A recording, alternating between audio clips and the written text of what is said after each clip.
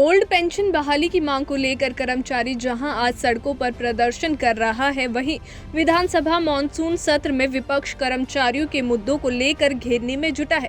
प्रश्नकाल शुरू होते ही विपक्ष की ओर से विधायक आशा कुमारी ने नियम 67 के तहत स्थगन प्रस्ताव लाकर कर्मचारियों के मुद्दे पर चर्चा की मांग की, लेकिन विधानसभा अध्यक्ष ने चर्चा की व्यवस्था न देने पर विपक्ष में सदन में हंगामा शुरू कर दिया और बिल में आकर नारेबाजी करने लगे। वहीं विधानसभा अध्यक्ष द्वारा शोर शराबी के बीच में ही प्रश्नकाल शुरू कर दिया गया। विपक्ष ने वॉकआउट करते हुए नारेबाजी करते हुए वे सदन से बाहर निकल गए। कांग्रेस विधायक आशा कुमारी ने कहा, आज शिमला की सड़कों पर हजारों कर्मचारी उतरे हैं। कर्मचारी ओल्ड पेंशन बहाली की मांग कर रहे हैं। इसको लेकर सदन में नियम 67 के तहत स्थगन प्रस्ताव लाया गया था और कर्मचारियों के मसले पर चर्चा करने की मांग की गई, लेकिन ये सरकार चर्चा नहीं करना चाहती है, जिसके चलते सदन से वॉकआउट किया गया है। नेता प्रतिपक्ष मुकेश अग्निहोत्री ने क्या कुछ कहा, वो भी आप सुनिए। देखिए, हमने स्थगन प्रस्ताव लाया था 67 के तहत, और स्थगन प्रस्ताव ये होता है जब एकाएक कोई परिस्थितियां खड़ी हो जाती हैं तो 67 लाने की परमिशन होती है विधानसभा के अंदर। और हम ये कह रहे थे सारे काम रोक के जो कर्मचारियों के मुद्दे हैं, जिसकी वजह से आज हजारों कर्मचारी जो हैं शिमला आए हुए हैं, जिनको विधानसभा तक आने नहीं दिया जा रहा है। और सबसे अहम मसला ओल्ड पेंशन स्कीम का है। और यहाँ पे आशा कुमारी जी और हमारे विधायकों ने स्थगन प्रस्ताव लाया।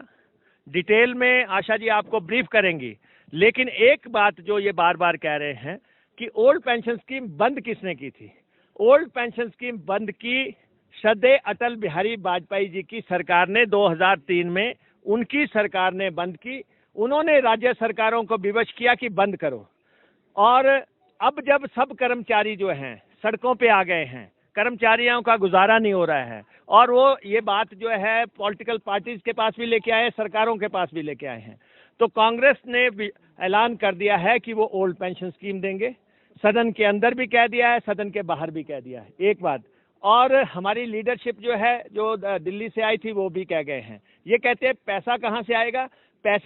पैसे का बंदोबस्त जो 90 दिन के बाद सरकार आ रही है उसने करना है। इनको विश्वास दिला देते हैं, इसके लिए कोई दिल्ली मांगने नहीं जाएंगे। हिमाचल अपने रिसोर्सेज से कर्मचारियों को पेंशन देगा। प्रस्ताव दिया था मेरे साथ और भी विधायक ठाकुर रामलाल जी, अन्य विधायकों ने भी ये प्रस्ताव दिया था। और स्थगन प्रस्ताव जो होता है उन नियमों के अनुसार जब स्थगन प्रस्ताव आता है तो ये काम रोको प्रस्ताव होता है, यानी कि सारे काम रोक करके इस पे चर्चा की जाए। अब स्पीकर महोदय कह रहे हैं कि जो नो कॉन्फिडेंस मोशन आया था उस पे, नो कॉन्फिडेंस मोशन पे तो हमें बोलना ही नहीं दिया, हमारी बात ही रखने नहीं दी। और दूसरी बात ये है कि आज की तारीख में शिमला की सड़कें जो हैं आप सब देख रहे हैं, चारों तरफ कर्मचारी जो हैं वो सड़कों पे उतर आए हैं। हजारों की संख्या में कर्मचारी जो हैं आज शिमला में उतरे हुए हैं। उनकी मांग को रखने के लिए, उनकी बात को रखने के लिए, सरकार के साथ उठाने के लिए हमने ये स्थगन प्रस्ताव लाया था। और जैसा मुकेश अग्निहोत्री जी ने कहा, ये मिसलीड करने का बीजेपी का एक प्रयास रहता है कि किसने जो है एनपीएस लाया।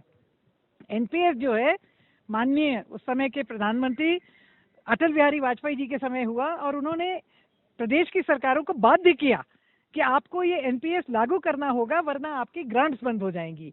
तो ऐसी परिस्थिति में सभी, पूरे देश की जितनी सरकारें थी, सबने ये माना और ये लागू हुआ। मगर परिस्थितियां बदलती हैं।